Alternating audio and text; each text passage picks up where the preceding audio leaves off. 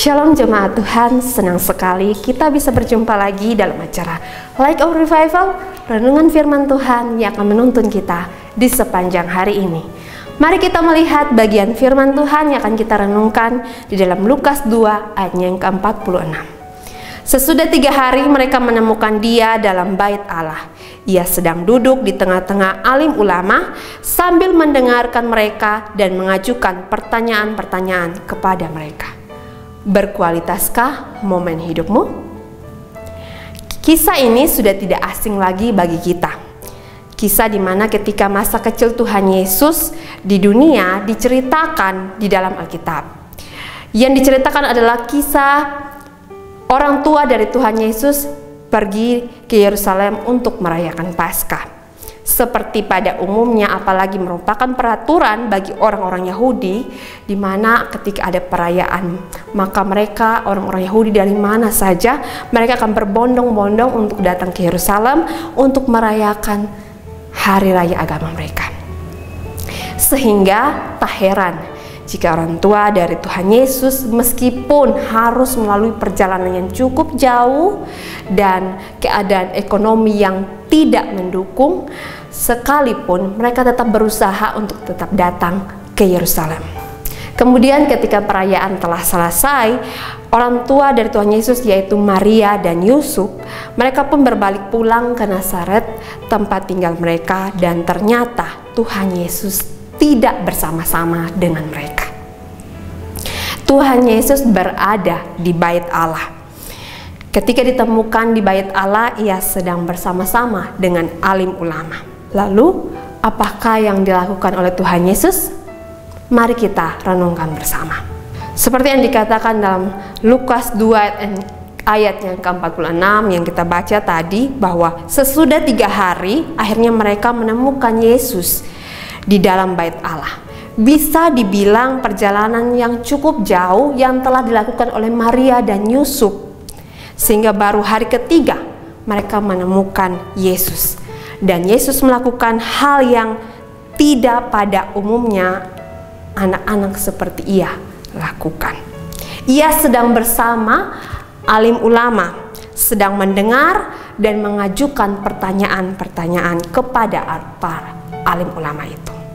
Tafsiran dari Matthew Henry menafsirkan seperti ini: bukan berdiri seperti seorang calon baptisan atau calon pengaku iman yang sedang diuji atau diajar oleh mereka, karena ia telah memiliki cukup pengetahuan dan kebijaksanaan untuk itu, sehingga mereka pun menerima dia duduk di antara mereka sebagai seorang rekan atau anggota perkumpulan mereka. Hal ini merupakan contoh bahwa ia bukan hanya penuh hikmat, tetapi juga memiliki hasrat yang kuat untuk meningkatkan dan menyampaikan hikmat itu. Dalam hal ini, ia menjadi contoh bagi anak-anak dan orang-orang muda supaya mereka belajar dari Kristus untuk lebih suka berkumpul bersama-sama teman-teman yang bisa menjadikan mereka lebih baik lagi, dan duduk di antara para alim ulama daripada duduk-duduk untuk hanya main-main saja. Ya, Tuhan Yesus memberikan contoh bagi kita. Contoh bagaimana menghabiskan waktu ketika kesempatan itu ia dan orang tuanya ke Yerusalem untuk merayakan hari raya Paskah, tetapi ia tidak memilih untuk pulang setelah perayaan selesai begitu saja. Ia benar-benar memakai waktunya untuk duduk bersama ahli-ahli kitab atau alim ulama untuk mendengar dan mengajukan pertanyaan-pertanyaan kepada mereka. Padahal ia Yesus telah penuh dengan hikmat, tetapi ia tidak memilih untuk diam begitu saja. Ia memiliki hasrat untuk meningkatkan dan menyampaikan hikmatnya itu. Ia tidak merasa cukup hanya dengan datang dan ikut merayakan hari raya Paskah. Ia rindu dengan hikmat dan kebijaksanaan yang ia punya dapat memberkati orang lain. Terbukti di ayat selanjutnya, yaitu ayat yang ke-47. berkata, dan semua orang yang mendengar dia sangat heran akan kecerdasannya dan segala jawab yang diberikannya. Jadi hikmat yang ia bagikan kepada para alim ulama itu membuat para alim ulama itu merasa heran, takjub akan kecerdasannya. Lalu pertanyaannya bagi kita sekarang adalah, seberapa berkualitaskah kesempatan atau momen yang telah kita lewati yang diberikan oleh Tuhan bagi kita? Adakah kita benar-benar telah memakai waktu kita dengan berkualitas seperti Yesus? Bukan untuk kesenangan diri sendiri tanpa ada manfaat untuk kita atau untuk orang lain, tetapi untuk belajar tentang hal-hal rohani dan membagikannya kepada orang lain. Hidup ini memang sekali dan memang harus dinikmati, tetapi jangan sampai tidak ada momen sama sekali yang berkualitas yang bisa kita lakukan, yang bisa kita bagikan kepada orang lain, terlebih lagi dalam hal rohani. Kiranya renungan singkat ini menjadi perenungan bagi pribadi kita dan menjadi sesuatu hal yang menolong kita untuk lebih baik ke depan, terlebih lagi dalam hal rohani. Mari kita satu dalam doa.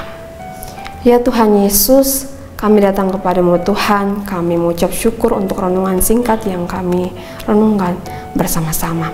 Tuhan, kami belajar daripadamu Tuhan ketika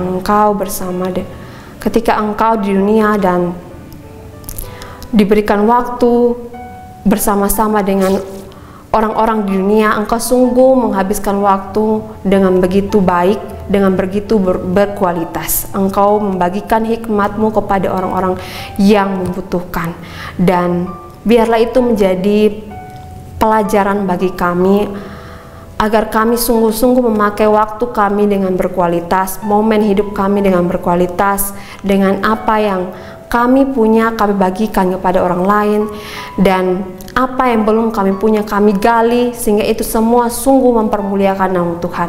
Terlebih lagi untuk hal rohani Tuhan, biarlah kami sungguh-sungguh memberikan waktu, menyediakan waktu yang terbaik untuk memikirkan tentang hal-hal rohani dan boleh menjadi berkat bagi orang lain.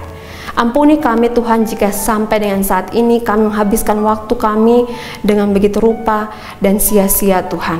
Kami mohon ampun, dan biarlah melalui renungan ini kami boleh mengambil tindakan yang lebih baik lagi. Terima kasih Tuhan Yesus. Inilah doa kami, dalam nama Tuhan Yesus Kristus kami telah berdoa. Amin. Jemaat Tuhan, mari jadikan firman Tuhan sebagai terang dan pelita dalam kehidupan kita. Tuhan Yesus memberkati kita.